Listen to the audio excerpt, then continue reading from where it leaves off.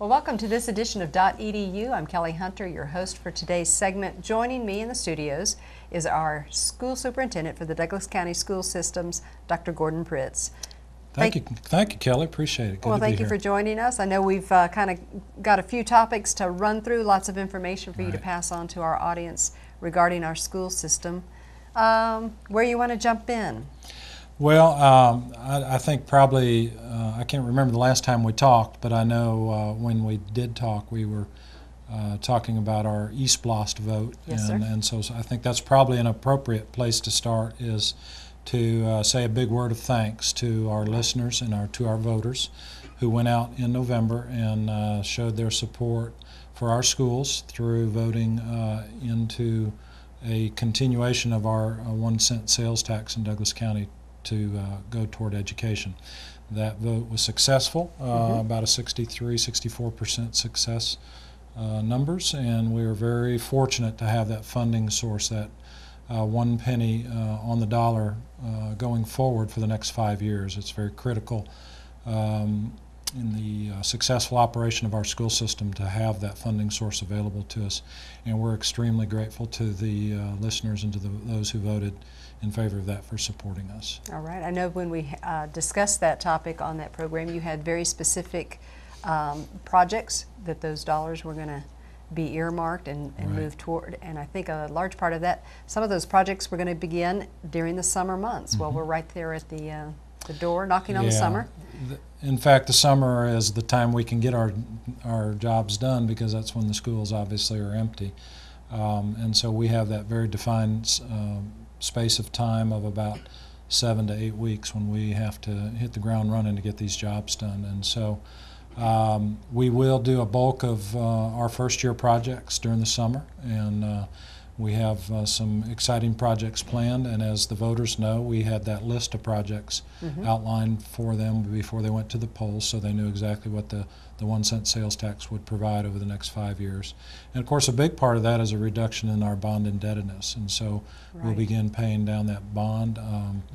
Related to that, our board recently voted to refinance our bond, if you will, at a savings of about $1.9 million over time on our 2005 bond. And so we're excited about that. That's basically like refinancing your mortgage on your house. So we refinance that, and we'll save almost $2 million of taxpayers' money on paying interest on that. So that's related to the bond reduction that the East Blast will provide. So half of the money collected from the East Blast over the next 5 years will go towards bond reduction, and thus hopefully lowering that millage rate for our voters and our homeowners. But we do have some big projects this summer, and we're excited about it. We have some renovation projects at 3 of our schools. We do that typically each summer. We'll have a couple of schools that we'll move forward with. And this summer we're looking forward to the renovations that will take place at Turner Middle School and Fairplay Middle School. And so should see really an extreme makeover, if you will, on the inside of those schools. They'll get all new paint, new carpet, new lighting, and we'll just do a total upgrade. So it will be exciting for the staffs and the students and the parents that attend those schools. And then Lithia Springs High School will receive some major renovations as well. We did a lot of work there last summer. It's probably one of our most needful schools in terms of the upgrade in the facility, so we'll continue that project there. And then we have a district-wide initiative through the efforts of our 21st Century Technology Committee that we formed over a year ago, had over 100 citizens and employees and teachers and students and parents serving on that, and they brought forward some recommendations as to what a classroom should look like in terms of technology. And so through the passage of the East Blast, now we're able to fund those technology improvements. And so that will begin this summer, and we will begin to install the interactive whiteboards that we're becoming more accustomed to seeing, and it's a great teaching tool for our teachers, and we'll be installing about 1,100 of those in classrooms across the district. So we're very excited about that technology upgrade that's so much needed. Our students are used to that technology, but sometimes when they walk into the school doors they take a step back, and so we want to make sure that we are preparing them for whatever area they go into in the future, and certainly technology is a big part of that. It's definitely a new learning tool, the Right, technology-based. exactly. So it sounds like the standard being raised, so to speak, and standardized for all of the facilities throughout the county. Right, and some of our schools were fortunate to already have some of that technology in place, so this will allow the other schools to catch up, if you will, with the other schools, so that we'll have that standardization. So we're very excited about those summer projects, and we think there'll be some major improvements across the district. All right. Well, as you're speaking about the fact that all of this takes a funding source, I know in our conversation you just mentioned that you've completed, I think, the first in some of your budget adoption meetings. Right. Tell us about that process, what that's involving at this point for the school board.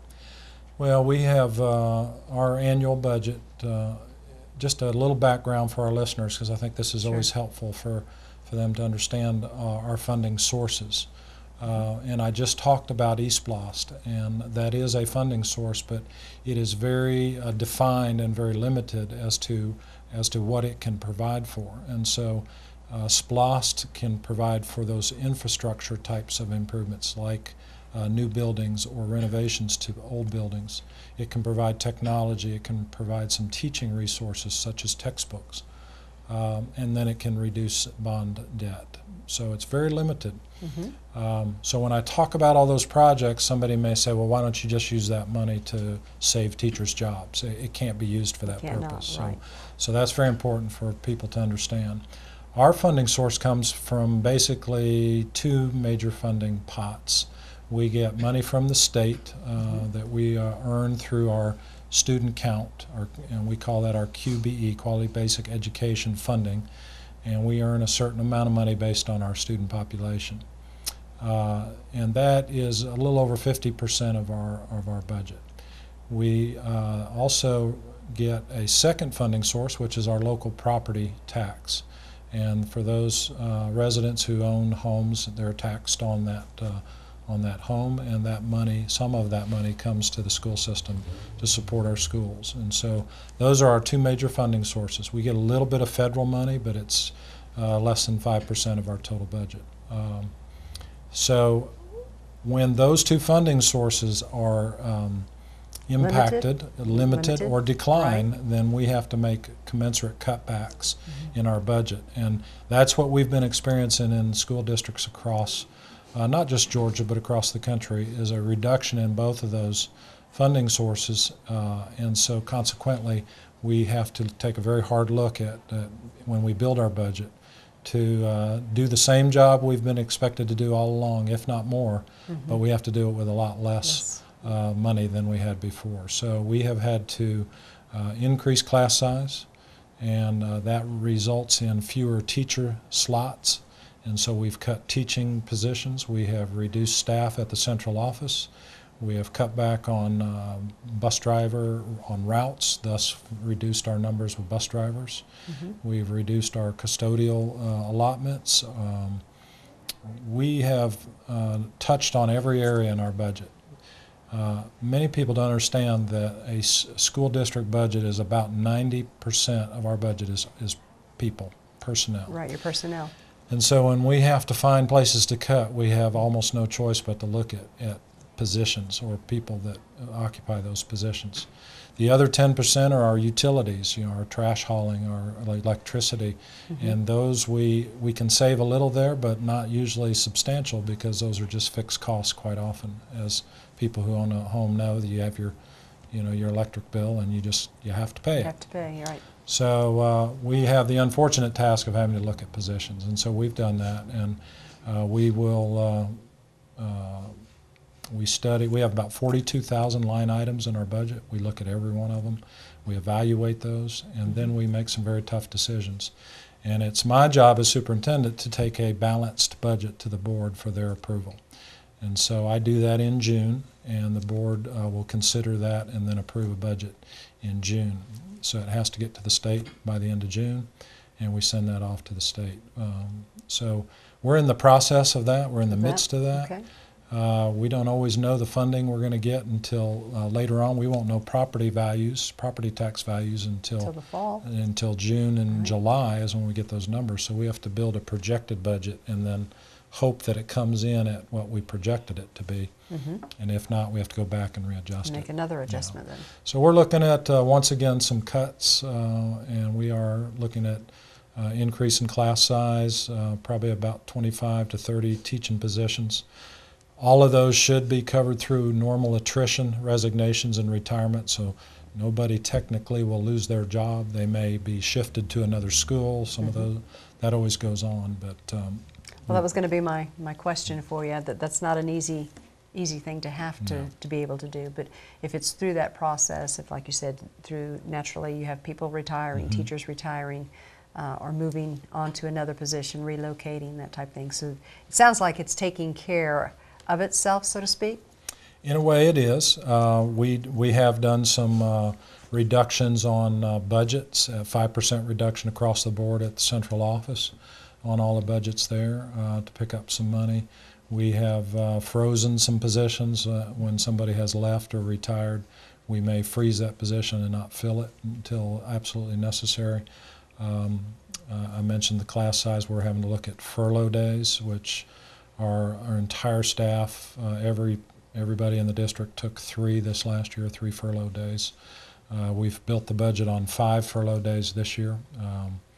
We hope that we might be able to reduce that if some of the numbers come in favorably. But those are some just tough calls and tough decisions we have to make. But these are the times that we're dealing with, and unfortunately education is impacted quite negatively when the economy does what it's doing right now.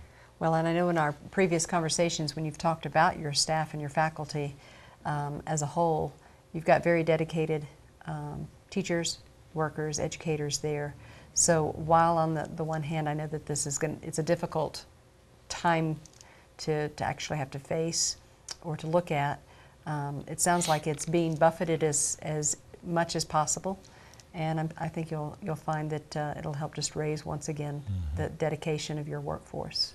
Well, I think that's the heart and soul and the strength of our district, our teachers, and we never want to balance the budget on the backs of our teachers or employees, but we are all taking some equal hits there and equal sacrifices. I think it's also important, and I shared this with our teachers recently in a newsletter I put out, is to not focus on what we don't have, but focus on what we do have.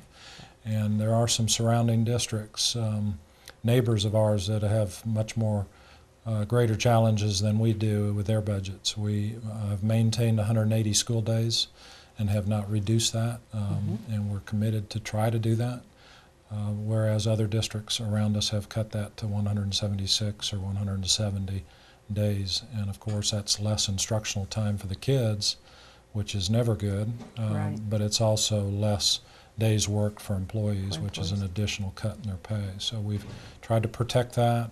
We've tried to use cuts that are least painful, but you know, we have just such a hard-working group of teachers and administrators that make it all work, that any type of burden on them to make the budget work is difficult. Well, I know here within the city we have also faced budget cuts over the last several years, just because of the economic impact. But as you state that, to look forward to what we do have, let's transition to the SACS accreditation. Your school system just went through a major accreditation process, assessment, and I think from that very good reports came back, and some plans of action and steps that you guys have outlined to address any particular needs. Well, just I appreciate you bringing that up, because it's something we're very proud of, and want to brag a little bit on on the findings. Just for background for our listeners, the SACS accreditation process, SACS stands for Southern Association of Colleges and Schools. Every 5 years, school districts go through this accreditation. They don't have to, but you do, because without accreditation, your district is weakened tremendously in what it can provide for the students going forward post-high schools. into college and those types of things. So accreditation from SACS is very, very important. And we're up for our reaccreditation. We first had district-wide accreditation 5 years ago, and so this was our first opportunity to reaccreditate our system, and it is a very intensive process. We actually started work on this over a year ago in terms of preparation. We're always doing the things we need to be doing to maintain our accreditation, but actually what is involved is a self-study, and we have 7 standards that SACS recognizes that are important standards for school systems to meet. And it starts with leadership, it starts with mission and vision, it's resources, instructional practices. And so we go through a very intensive study of each of those standards. We incorporate stakeholders into that process. We don't do it in isolation. We used parents, we used teachers, we used administrators, we used community members that made up committees for each of these standards. They studied these committees, they gathered evidence and artifacts, they administered surveys of various user groups, and get all this data, bring it back together, and then assess ourselves based on their Likert scale of where you stand. Highly functional is the one you want to hit. Then we have some other categories below that, and we 4 categories down to not evident, which is the lowest one, which you certainly don't want to hit. Not don't want to be evident. there. Yes, sir. So we were very fortunate to hit in the top 2 categories rating in all 7 standards. That's how we self-assessed ourselves. Then what happens is the visit actually takes place, and we had our visit in late March, and it's made up of 8 committee members from school districts and post-secondary schools from around the country, literally, even overseas. We had 1 committee member from Puerto Rico, and so they come in and they spend 3.5 days doing a very exhaustive study of our school district, look at all the artifacts, all the evidence that we provide, and then they give their rating on our rating. And so they were in compliance with us pretty much across the board, rated us in the top 2 categories. And congratulations. Well, we're very proud of that, because it's very Yes. important to the community that we meet those standards. And they did provide some commendations for us, 5 commendations that they observed, and then they do typically, as you would imagine, when they come in and look, they're going to find something they need to recommend that you do, and they refer to these as requirements, and they found 3 required actions that we should take in the next 5 years, as this accreditation will take us through 2017. All right. So are you at liberty to share what those 3 findings were and what the recommendations? Well, I sure will. In fact, we just got our in-depth report back this past week, and we'll be posting that on our website, so it'll be there for the public to read. But we were noted for our culture of learning. These are our commendations, our culture of learning pervasive throughout the school system. The leadership values that we embrace and demonstrate was another commendation that we had. That we're a community of learners, that we have established those in our schools and in our community, that we provide a diverse opportunity of learning for many of our stakeholders. We have those programs in place that meet our diverse learners. And we had a 5th commendation on our common district assessments that we put in place this last year. The committee was extremely impressed with that whole process and the participation of over 400 teachers in developing these common tests that our students take as they move along through the curriculum. so that we're guaranteeing that each student is taught that curriculum in preparation for those high stakes tests such as the CRCTs and the end of course tests and the graduation test. And then the requirements really were no surprises to us because we kind of identify them as well. You identified those yourself in your self-assessment? And so in a way they kind of help reinforce what we already know about ourselves. And one of those is just the equity of technology throughout the district, and that we should take some steps to improve that. And as I talked earlier, we're well on the way with that, with our SPLOST funding in place now. And then our facilities, that we are communicating more effectively to the community, that we are making efforts to upgrade our facilities. And as I just shared, we're trying to do that with these projects we have in the summer. And then finally, just that our instruction is consistent through the district, that we have an instructional framework that we practice consistently through the schools, and we use learning focused schools as our model, and that the transitions from one grade level to the next are consistent and they're in place, so that those transitions, such as that move from elementary to middle and middle to high, are in place such that students have greatest chance for success in those critical transitions. And that would be kind of a complete structure for all districts within the county, is that correct? All the schools in the, right. So if I transferred from one elementary school into another, I'd face the same transition, preparation, and standards. And that's that consistency of teaching, that consistency of the curriculum that we're working hard at implementing. The national standards are rolling out this next school year, that 48 of the states across the United States will be using the national curriculum standards, the core curriculum as people probably hear it referred to.